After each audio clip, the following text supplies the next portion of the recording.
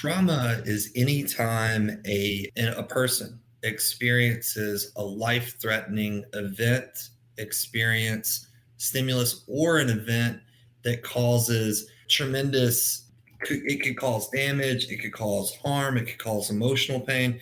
It's really any experience that can result in emotional, physical, or life-threatening injury.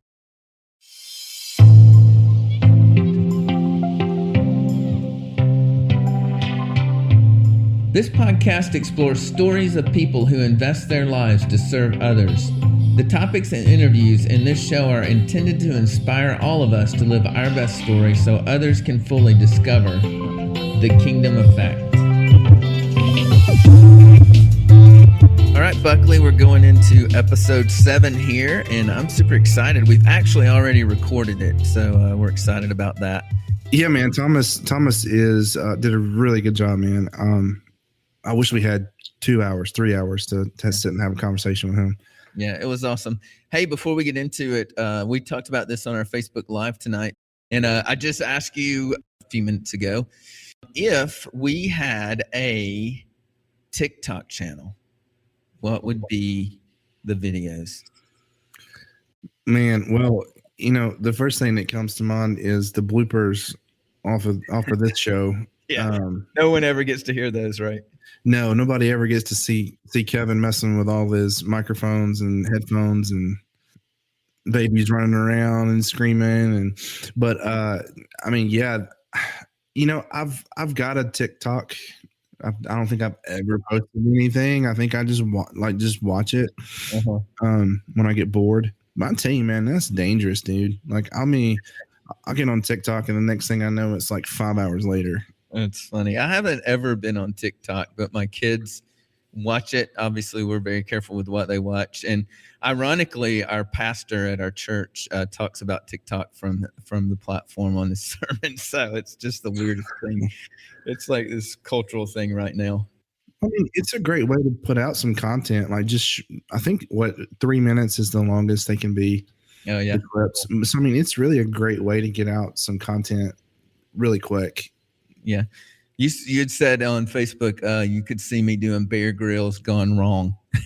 Yeah. That was funny. Well, cool, man. Let's get into this episode. I'm going to let you lead this one because you're good friends with Thomas. So let's get into it. When Thomas and I first met, he was a trauma therapist at the Child Advocacy Center here in Jackson, Tennessee, where I'm from, and Thomas is originally from here. And so basically, Thomas, I know you have a lot of duties right now, but back when I knew you, your primary job was to counsel and provide therapy for children who've been traumatized through either physical abuse, sexual abuse, things of that nature. So tell us kind of how you got into that field. Yeah. So I got into the field of just psychology and scientific psychology back in 2003 when I started majoring as an undergrad at Nicholls State. But it wasn't until around 2010 when I was doing a master's level internship where I started working with trauma victims, specifically pediatric trauma victims, and developed just a passion for being able to serve kids who had experienced trauma, went on to develop PTSD with evidence-based treatments to alleviate what they were experiencing. I remember very specifically, I was working at Lafourche Parish Juvenile Justice Center, which was a detention and group home and shelter for kids in Lafourche Parish in Louisiana, south of New Orleans. A lot of people don't think there's south of New Orleans, but there is. It's remote and really rural. But I remember vividly, we had this kiddo come into the shelter who had been transported just by police. And she was a sexual assault victim, and she was 14 or 15. And really no one there at that facility, the professionals, knew how to remedy what she was experiencing. She was experiencing acute distress and having, I'm not going to go into the exact symptoms, but she wasn't speaking, she wasn't sleeping, She was not able to go to the bathroom. She was really in a very, a dissociated state where she couldn't be herself and be able to even describe what had happened to her at that time. And that kind of led me into this field, man. I knew that whenever I graduated with my master's, I wanted to do something to be able to figure out, hey, how can I help that child in that situation? Yeah, I remember probably one of the coolest stories, or maybe that's the wrong terminology to use, but just one of the cases that you and I worked together that kind of stand out in my mind was the child that had been abused, and the perpetrator was wearing a mask when it happened. And then a lot of people don't know this, Kevin. I don't even think you know this. I was a dog handler and had a therapy dog that we used at work with working with children that have been abused. And Thomas calls me one day and says, Hey, can I borrow Pacey for a couple of days for this therapy? And I'm like, sure, man. I just told him the command, to go outside and poop. That was it. That was the main one to know. But Thomas, I'll let you tell kind of how that child got from point A to point B through the type of therapy that you were doing with the dog. Yeah, I mean, if you want to, that was a very unique and a special story. And there's so many special stories, man. Where I work now, I'm the director of CAC Hope House, like Glenn said, serving the North Shore, and we serve 350 child abuse victims, a year. Wow. That's not parents. That's strictly kids age 2 to 17 who have been victims of physical abuse, sexual abuse, child pornography, child trafficking. One noteworthy stat is, and I'm big into statistics, but this year we served 45 child trafficking victims, which is up nearly threefold from 2020. But yeah, all of those kids, all 350 of those kids have such unique stories, unique circumstances, and most importantly, unique needs. They all have very, very unique needs. And it's our jobs as professionals to figure out how to meet those needs and place them back on a trajectory of just being kids again. But yeah, if you want to get into that now, Glenn, we can, or we could. Yeah. I think that's a cool story. I think in my mind, it's the one that I always recall as the best illustration of kind of, I don't know the right words for it, but desensitizing those triggers that cause the effects of the PTSD and the trauma. I think that's a really good example that our listeners will understand. That child is doing great now. That was around 2015. I was working at the Carl Perkins Center. You were obviously an investigator at MDT. You were an investigator with JPD, and you had Pacey, which for those of you who don't know, Pacey is this incredible therapy dog and helped many kids just feel calm and relaxed. Pacey is a gentle golden lab who just sits around and just loves to be loved. So very cool asset to have at the CAC. But we had a child referred to us. She was actually sexually assaulted. She was 6 years old at the time in 2015. She was sexually assaulted by an adult male perpetrator at a home in Middle Tennessee. And her siblings were all placed in foster care based on that experience and multiple other experiences. So the foster parent happened to be in West Tennessee, in that rural county of West Tennessee. And we received a referral that said, hey, this 6-year-old girl, we called her Ashley. That's not her real name, but 6-year-old Ashley has severe challenges at school. She's not going to the bathroom at school. She's having incontinence. She's so deathly afraid of every male in the school system, and she's having panic attacks, deep anxiety, nightmares at night. She's not able to receive affection through hugs or touch or anything like that. So it was one of those hallmark PTSD pediatric cases that we received, which is pretty normal for us as clinicians. We had a clinical team of 15 therapists all across West Tennessee, and pretty normal stuff and stuff that we treat every day. What wasn't normal is when we got into the case and we started really working with Ashley, we started having these cues, things that are associated with the trauma that we never we don't typically see in every case.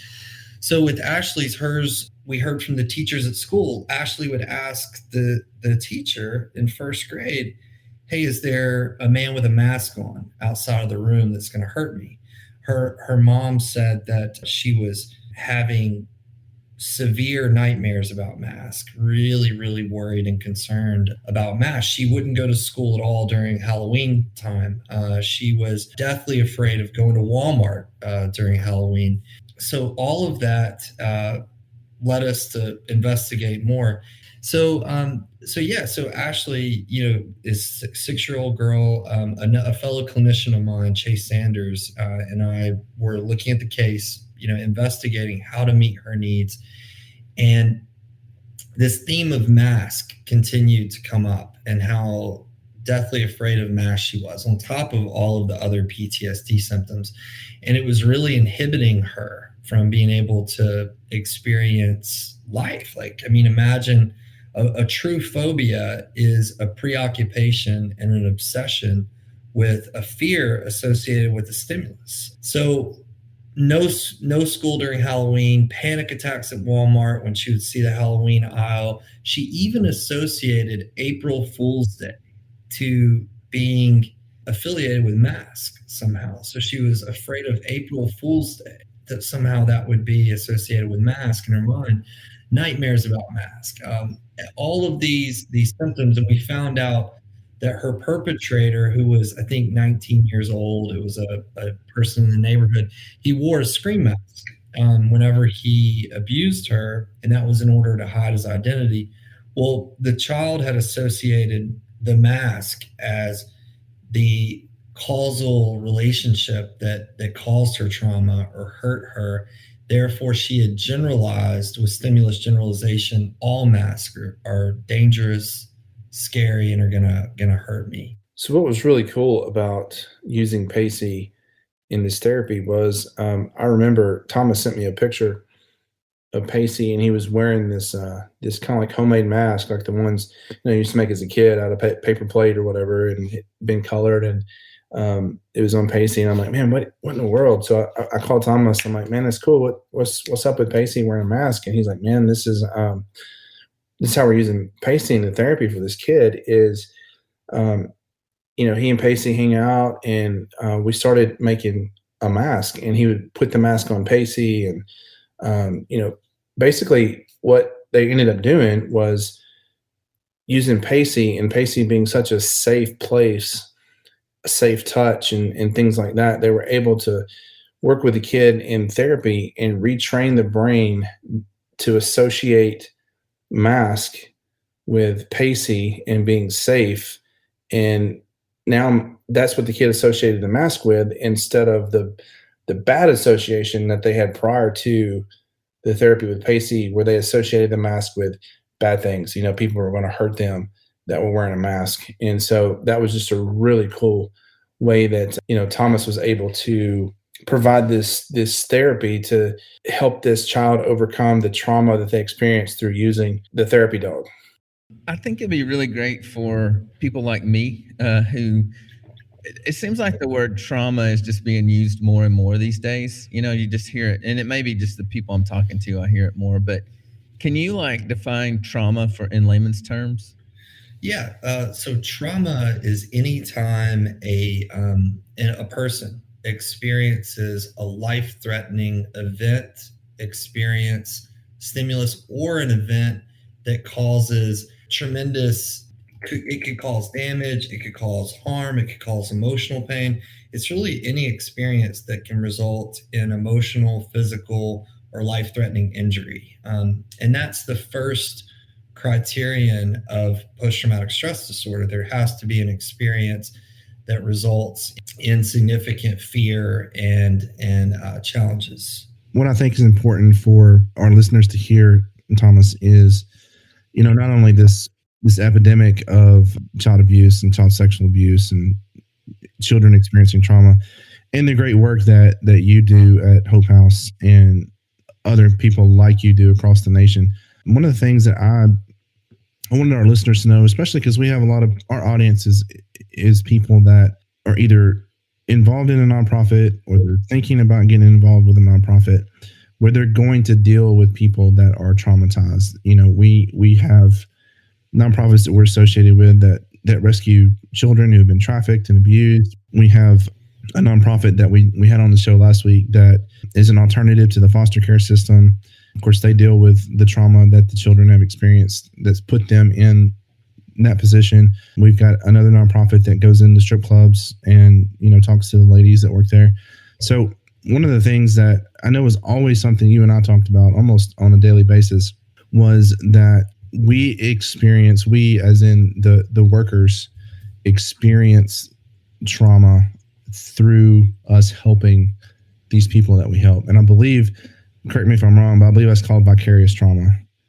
Experiencing another's trauma through them, through stories, through pictures, through whatever. So talk a little bit about that and how that has this work has affected you personally, and then to include maybe how it has affected your relationships. I talk about that in some previous episodes myself, but I think it's important for people to hear that, and then kind of talk about some ways that we can kind of safeguard ourselves. Those of us that are in this line of work, we can safeguard ourselves and keep an eye on one another and recognize some of the signs that maybe it's time to take a break, for a little bit.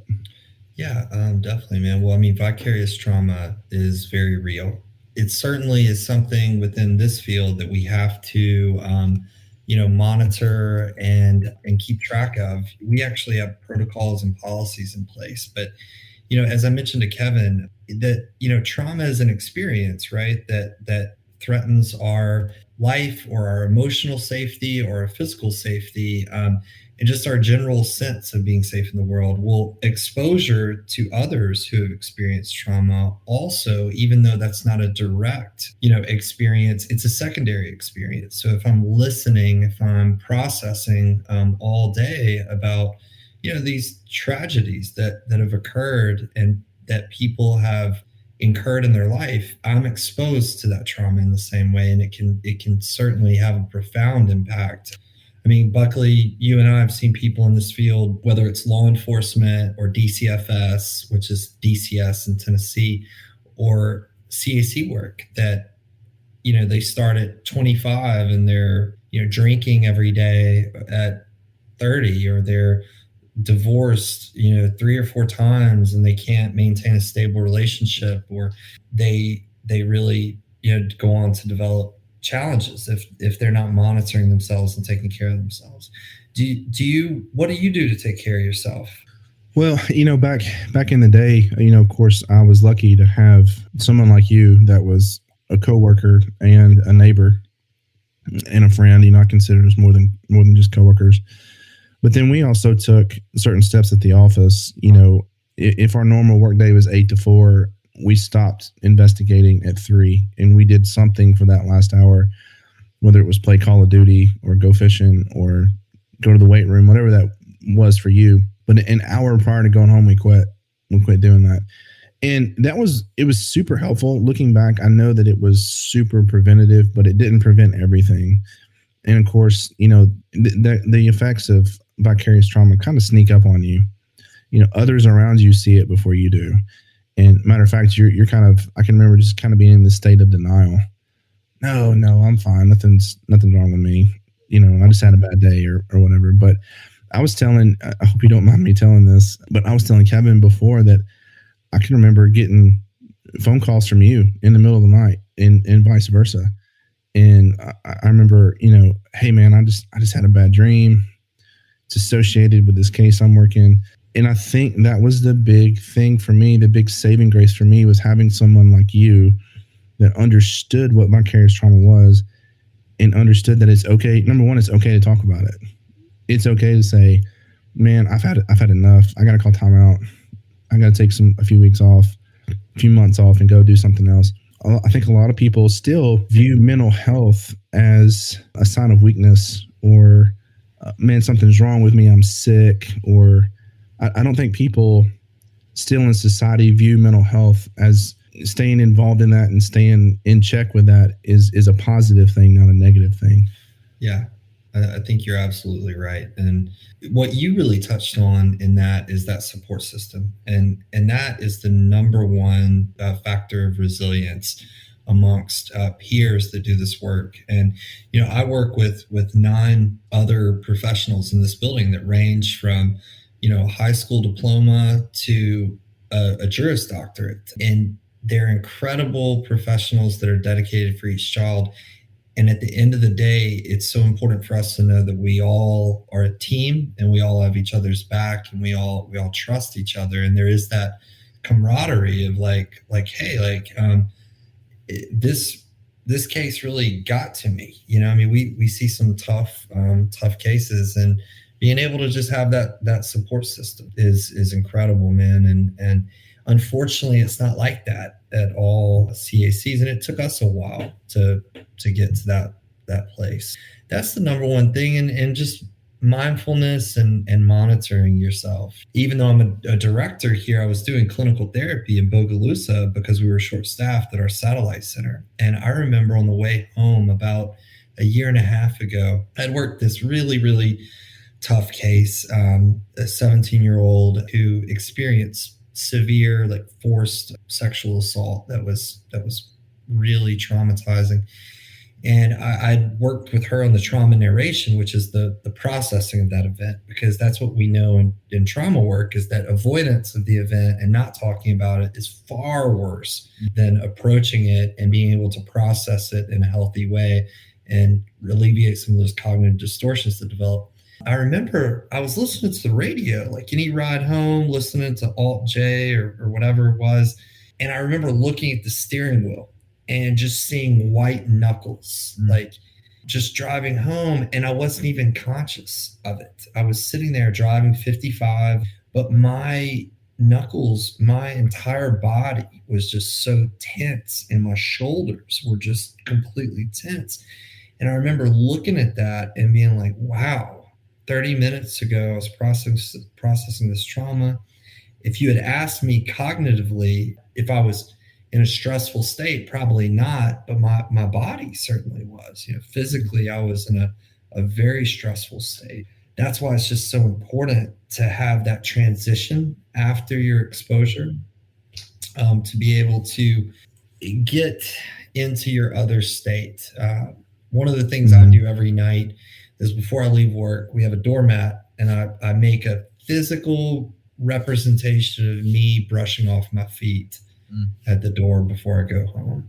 I think I remember you calling me that night. You were driving home, the story you were just telling. That's one of the things that, like you said, is so important, is having that person that, I couldn't give you any clinical advice, at that point. But you know what I could do? I could listen and say, brother, man, I hate it. I've been there. It sucks. I'm here. If you need to call me again at 2 a.m. It can also have an effect on our other relationships. I know you mentioned before, being divorced multiple times. And man, I remember a time I couldn't go to sleep unless I took an Ambien or drank a fifth of whiskey. I just could not turn my brain off. Couldn't eat. I mean, everything was jacked up.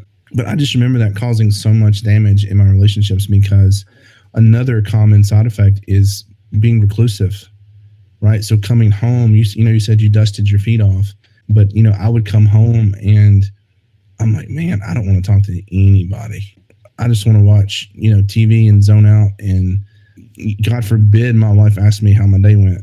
I remember you and I had a conversation about this, and I'll never forget the advice you gave me. You said, when you come home, have a conversation with your wife, and when you come home, for the first 30 minutes, that's your time to do whatever. Go upstairs, play PlayStation, just chill and relax. And then when that 30 minutes is over, then you come out and engage with the rest of the family. And that was some of the best advice I think you ever gave to me.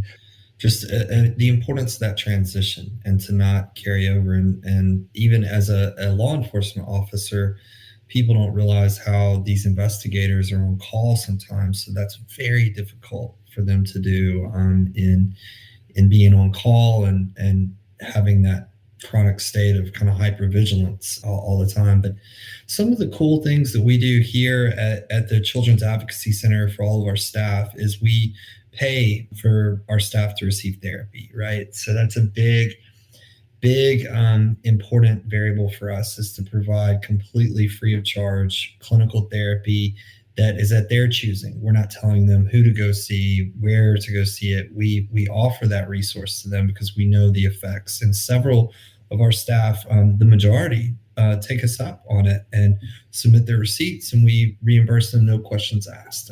We have a monthly vicarious trauma yoga group that's focused on mindfulness and meditation. Other factors include to really be able to offer greater support and resources is time, like you said, like not like having that traditional like 9 to 5 structure, forcing people to work 60 hours a week or whatever. We're pretty flexible with scheduling and encourage time with family. It's good. I was curious as you were talking, I was just thinking about a couple questions. One, is there a difference in trauma in a child versus an adult? Also, like, I know you talked about the dramatic signs that you saw in that one particular girl, but what are some signs that, for example, my wife teaches Sunday school and has a lot of interaction with, third and fourth graders. Are there signs that you can look for of kids that have been through trauma? Yeah, certainly. And trauma is all kind of relative, right? There's so much variance, and we all have trauma. If you're a human alive and you haven't been exposed to trauma and you're over the age of 7 or 8, it's pretty hard to find. Most kids, adolescents, adults have experienced some form of trauma. It's really how your body and your mind interpret and how that trauma affects you. As far as differentiation between post-traumatic stress disorder, which is the diagnosis for a clinical trauma experience that results in clinical changes to the person, there really isn't a lot of differentiation between pediatric cases and adult cases. Trauma typically affects children, adults, humans the same way. You have a experience of a threatening stimulus and a threatening experience, and as a result of that, there's behavioral changes, there's cognitive changes. There is really, in a nutshell, the lack of feeling safe, and that's what post-traumatic stress disorder is: the lack of feeling emotionally safe, physically safe. As far as symptoms, that's also a wide array. I think a heightened state of anxiety, hypervigilance, textbook diagnosis of the diagnostic criteria. You're looking at hypervigilance, a chronic state of being on guard, sleeplessness, restlessness. You're looking at nightmares, re-experiencing. That's flashbacks, dissociation, that sort of thing. Intrusive thoughts. So I'm having these thoughts come into my mind about mask when I don't want them to, or I'm thinking about, all men are going to hurt me, all women are going to hurt me, and a chronic state of being in fear, fight, flight, or freeze from the amygdala. Yeah. What do you think, like, just culturally, I don't know if this relates or not, but what impact has just the last 2 years had on particularly children? Have you seen behavioral changes from children just from the last 2 years of COVID and all we've been through? Yeah, that's a really great question, Kevin. And the jury's still out on the long-term effects of COVID. It's certainly, one of the statistics that I heard is there are, and I hope that I remembered this correctly, 160,000 kids in the United States of America who have lost a parent due to COVID. Wow. I ask you that because it's real for me. Like, I have an 11-year-old, 10-year-old girl that has always just been precious and sweet and fun to be around. And she went through multiple things. Like, we moved to a different city, a different state, and she lost a pet that she deeply loved. And then following that was the whole COVID thing. And man, she is just a different person, like just huge behavioral changes in how she relates to people. And we've been trying to pinpoint it for a little while. And really, I think she soaks up what people think about her and how they react to her. That's pretty normal for her. And I think, just going to school with masks and not seeing people's smiles and interactions with her, not even knowing if tomorrow she's going to be in school, it just seems to have had a really negative impact on her. Yeah, there's a variety of challenges that our kids are experiencing right now. It's certainly traumatizing. I mean, the pandemic and the stress that the parents are encountering is causing secondary trauma for the kids. And your child, that could be absolutely distress caused by experiencing the trauma of the pandemic and whatever she's experiencing with that. It's challenging to pinpoint, but I definitely think that there's going to be profound effects of this, which there already are. And I mentioned those 160,000 kids who have possible traumatic grief as a result of the loss of a loved one. So it's a challenging time for sure. One of the things I want to say real quick, though, is that look at it like a cliff, right? We all experience trauma. This is an analogy I give in presentations. Think about like a cliff that is going to be a free fall into the Grand Canyon. And that free fall is going to be a fall to post-traumatic stress, which is clinically observable, measurable, diagnostic problems as a result of trauma. Some of us start out life way at the edge. I'm going to do a rudimentary drawing here. If this is the cliff, okay, and this is the free fall down to the abyss and PTSD. Some of us start out right over here, which is like we're born and we have not anywhere close to the cliff. And then we might experience one trauma and it edges us a little bit closer. We might experience another trauma, a car wreck or a hurricane, moves us a little bit closer. And then, we're still not falling off, though, that cliff into PTSD.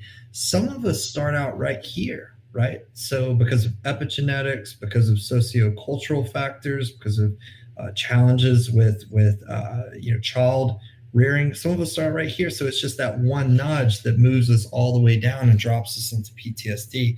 So that's why there's just so much variance. It really depends on the predisposition that the person goes into the situation with. Yeah. We got just a few more minutes left, Thomas, and I wanted to ask you a question. When you and I first met, you did not have any children, but now you do. You're a father of 3, 2 twin girls and a boy. And how has that affected your work? Do the cases, are they more intense for you now, knowing that you have children that are in that same age bracket that you service at the Hope Center?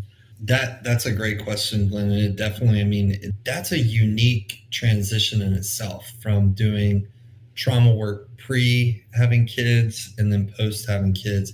I try to stay on top of myself now, and make sure I'm taking care of myself so that I can be the best dad I can be first, and then the best clinician I can be, second. I have identical twin girls. They're 5 years old, and we have this wall at the CAC Hope House that's really cool. It's kids. They actually put their handprint on the wall whenever they graduate from therapy, and they no longer have trauma diagnosis. They are really back to being kids again. And I saw 2 7-year-old identical twin girls walk up to the wall about a month ago and both put their handprints. And that kind of set me back for a moment, because it just hit home so much, being a dad of 2 twin girls. But at the end of the day, man, I'm so proud of those girls. I don't even know them. I know their clinician very well, but I'm so proud of them and proud of graduating therapy and just being able to be kids again, and happy to be a part of this little system. Look at it like we're like guides in their boat, right? These kids come to us. They're about to hit the Ocoee River, for a Tennessee reference, going upstream in Whitewater Rapids. And it's hard work and it's challenging. And we're their, guide.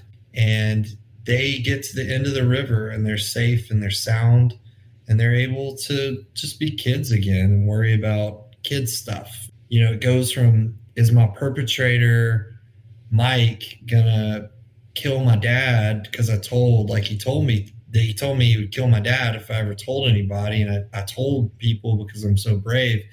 It goes from worrying about that to worrying about, is Johnny gonna ask me to the prom dance this year, which is what they should be worried about, Yeah. So it's a cool thing to be a part of. Yeah, I remember we've had this conversation a couple of times, even on the podcast with Buckley, about what being in his line of work over the years has cost him. And when I ask why he does it, his general response is, if it were my girls or if it were my kids that were in that situation, would I want someone else to help? So I don't know if you have any just last minute thoughts about why you do what you do, but that's just always stuck with me about what Buckley shared with us. The main thing, I think, is just being a part of something bigger than yourself, and that's what motivates us.